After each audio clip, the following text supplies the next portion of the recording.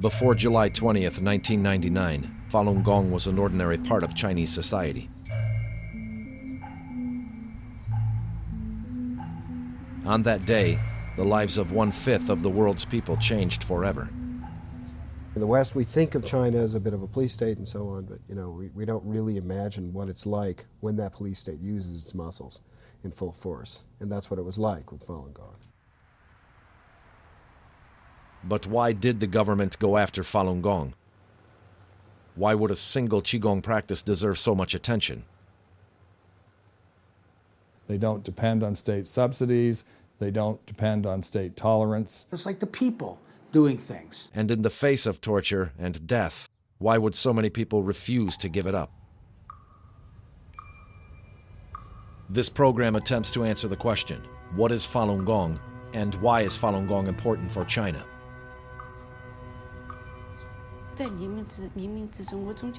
Throughout my life, I felt that everywhere I found myself was just not quite right for me.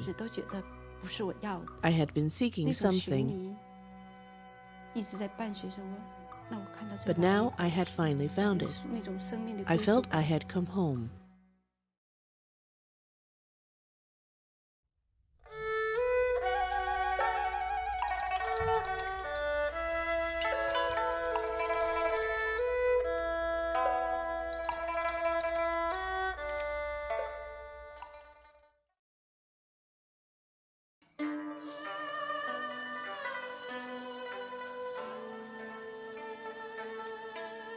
'20th century China is defined by change.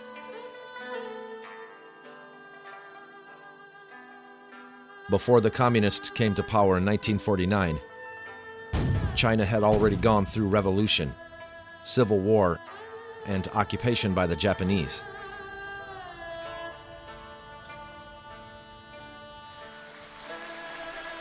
After the communists came to power, China went through numerous political campaigns that resulted in tens of millions of unnatural deaths.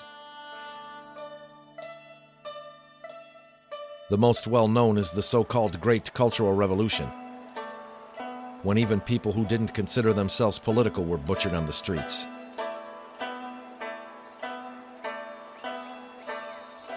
Fear reigned, and the whole country was in the grip of Mao's personality cults. The Cultural Revolution started to affect me when I was 9 years old. My father was persecuted and sent to a labor camp. So my family was separated and we couldn't stay in our home anymore.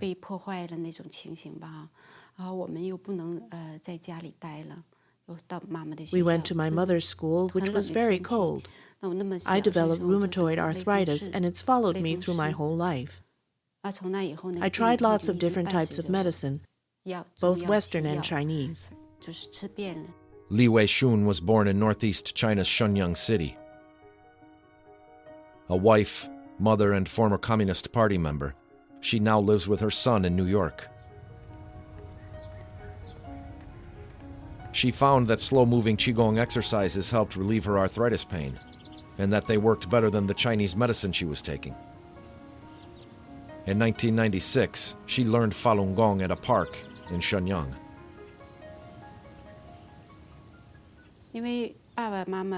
My parents didn't know much about Buddhism, and I'd never learned about it because the party had always brainwashed us with atheism. After I began practicing Falun Dafa, or Falun Gong, and started living by the principles of truth, compassion, and tolerance, and doing the 5 exercises, I changed completely, just like in the Chinese saying, overturning heaven and earth.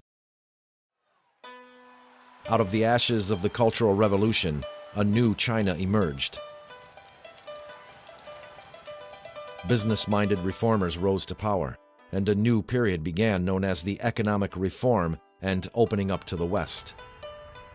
Some people who were persecuted in the Cultural Revolution were reinstated, but there was almost no attempt to prosecute the crimes of the Cultural Revolution, or to heal the scars it left on the people who lived through it.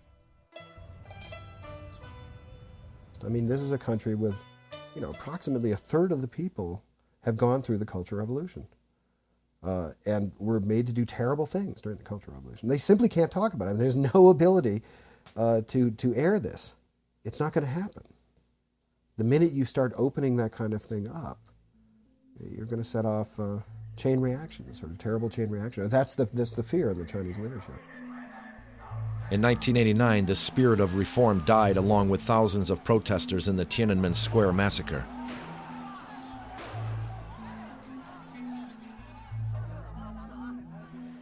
The massacre was another turning point for China. Some of the leaders of the economic reforms were ousted, and those who supported the massacre, including Li Peng and Jiang Zemin, ascended to the throne of the Communist Party.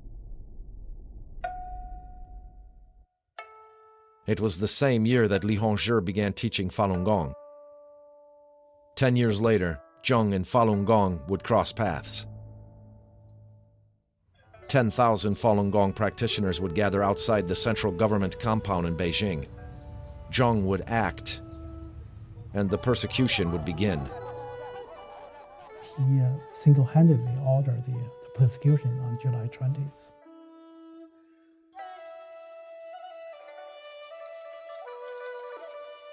The Cultural Revolution ended with the death of Mao in 1976. Over the next 10 years, economic reforms in the CCP would open the country to foreign investment and trade. Doing business was the new revolution. As the saying went, to get rich is glorious. I was working in exporting, so I saw who was really making money from exports. It was those children of senior officials. These were the people who really made money. Zhou Yuyun is from the southern Chinese city of Guangzhou, now one of the wealthiest cities in China. She learned Falun Gong in 1998. On that day, after I finished a meal at a restaurant, I went out for a walk around the south gate of the Guangzhou Zoo. That's when I saw a bunch of people practicing Falun Gong. I thought it was interesting and that their movements were very graceful, so I walked up to have a closer look. I saw a sign next to them explaining Falun Gong. After I read it, a person next to me began explaining what it was. Falun Gong started really and spread in the parks, in practice sessions that were taking place in public view, outside. Okay, it was like the people doing things. Qigong became popular in the 80s and 90s when China was opening up to the West. Based on traditional Chinese practices, Qigong was a relic of China's traditional spiritual culture. There was a practical side as well. China ended fully subsidized healthcare in the early 90s. There were many stories of Qigong practitioners recovering from illnesses, and many people turned to Qigong out of desperation. Because of my poor health, I had practiced other kinds of Qigong. So it was by chance that I went to the park, and on the one side, there were people doing some dancing exercises, and on the other, there were people practicing Falun Gong.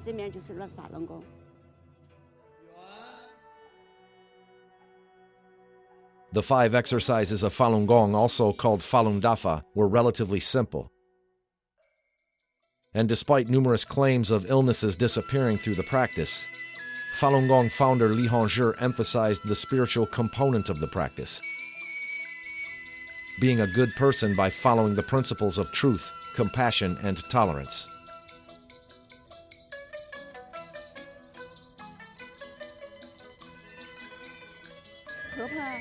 My husband's mother was also very traditional, and because she was my elder, she would demand a lot of respect and obedience. She liked to eat dumplings, and I would make these for her every week.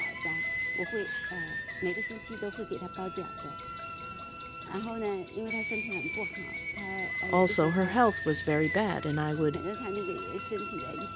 For instance, if her clothes were dirty, I would immediately wash them for her. Before I cultivated, I wouldn't do any of these things for her. I just wouldn't. Some of the teachings that Falun Dafa has helped me with my family, especially my brothers and sisters, because I have a big family. There were actually 12 of us, and 10 of us are still alive. Betty Hunter is a research librarian from New York. She learned Falun Gong after seeing people doing the exercises in Brooklyn's Prospect Park.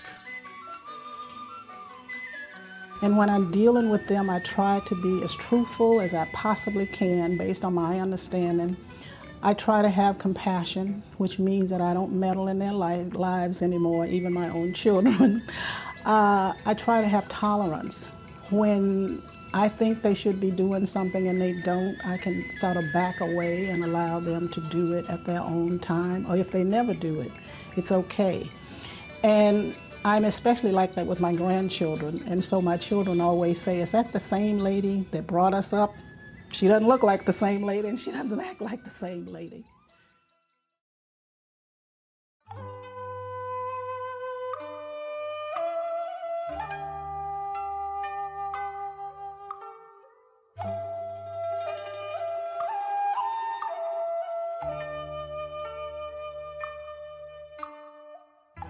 The founder of Falun Gong, Li Hongzhi, was born on May 13, 1951 in northeast China's Gongjuling city.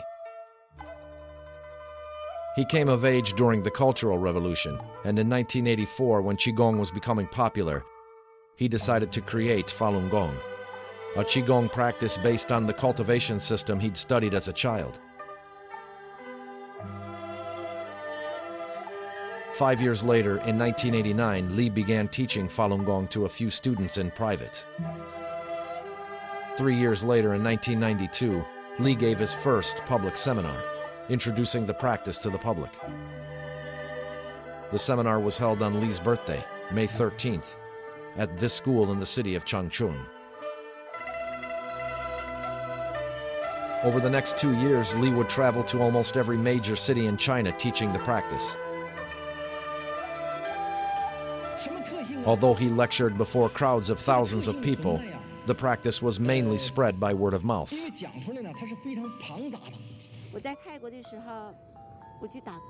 When I was in Thailand, I was working as a kitchen hand in a restaurant. There was a tall, good-looking kid who worked in the kitchen as well. He called me Sister Li. One day he said, "Sister Li, why are you always happy and smiling? And why is your face always glowing?" I said, "I cultivate Falun Dafa." He said, "Oh, so that's how it is." A few days later, he said, "I want to learn Falun Gong. Is this okay?" I said, "Okay, sure."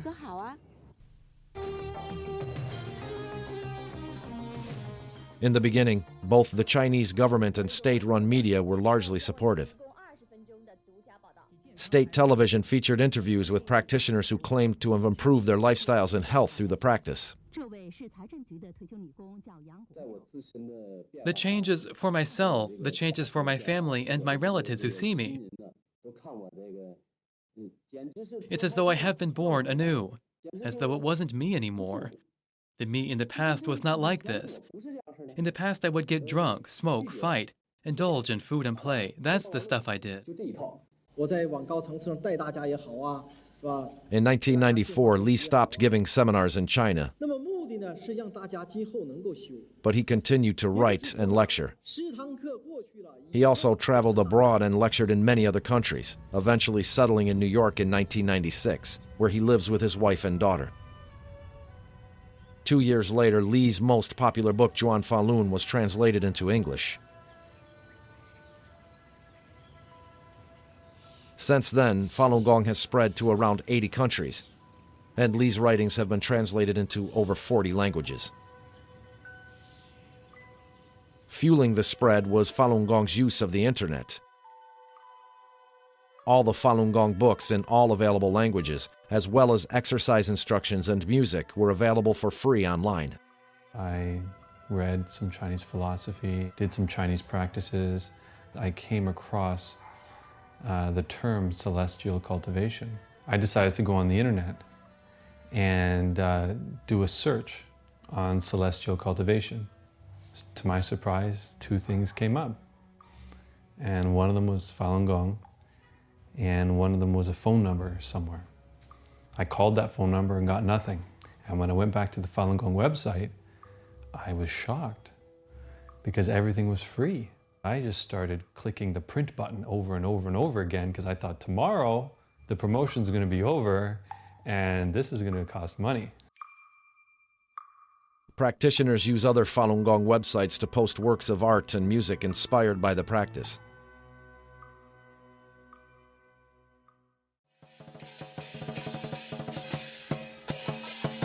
These works are also on display every May 13th when practitioners hold parades and rallies to celebrate what's become known as Falun Dafa Day.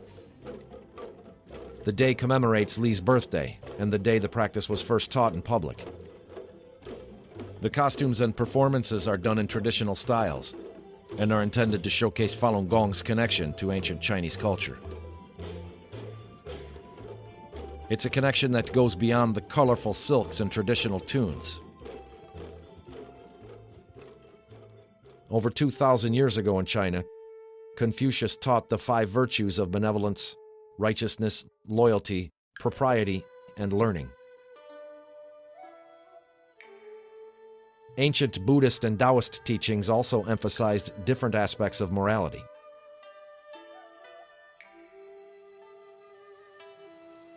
But during the Cultural Revolution, Confucius was denounced along with Mao's personal enemies, and Mao's theories were taken as the absolute truth.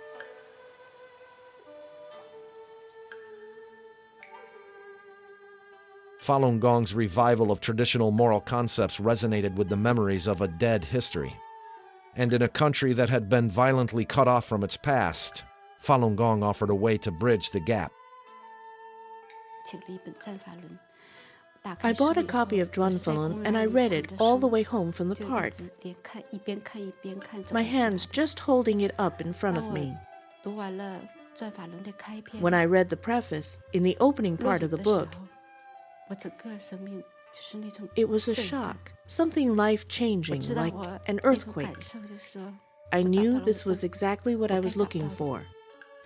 When I first started to practice Falun Dafa, we practice in a park in Brooklyn. And many times African Americans would pass by and want to know why would we be practicing something like that when it's Chinese. And we basically try to help them to understand that it's not Chinese, it's not African American, it's not Anglo-Saxon American. It's a diverse practice. And it doesn't have anything whatsoever to do with race. It has everything to do with what's going on with your own life and what you are seeking to understand at this particular time in your life.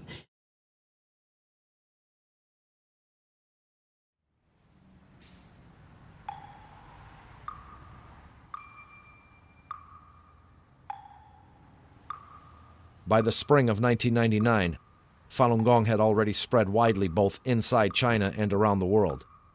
But although they didn't know it, for thousands of practitioners in China, their lives were quickly coming to an end. They took me to another room with no window. One man suddenly grabbed me and pulled me in front of him, and he started slapping my face. He said, "Do you know that I beat Zhang Hengjie to death?" Zhang Hengjie was a Falun Gong practitioner from Tieshi district. I had contact with him before his death. The other man said, "Beating Falun Gong to death is nothing and is counted as suicide." I said, "Even if you beat me to death, I will not tell you anything." Those who stood up for Falun Gong endured vicious physical and mental torture. Those who sided with the government were often forced to persecute others. When Jiang Zemin started this persecution, everyone in the government and everyone in the whole China, they have to say, you agree with that or you don't agree with that. Thousands were brutally killed, driven insane, or forced out of the country. But in the end, their stories would be defined not by persecution, but by faith. At that time, I was very sad for these people because they were so young. Some of them would call each other big sister, hoping that they can help them in society. Sometimes I think that if their parents knew that, their children would, for just $1,000, do these sorts of things. What their parents would think. When they're not torturing people, they act differently. Sometimes I would look at them and think they're pretty innocent, but these girls around 20 years old would do those things. You can't imagine it. So at that time, during that process, I didn't feel much for myself, but to see those girls like that, I was very, very sad. Why do Falun Gong practitioners in mainland China keep practicing and not give up under torture? I really hope a lot of them will live through it, and you'll be able to ask them yourself.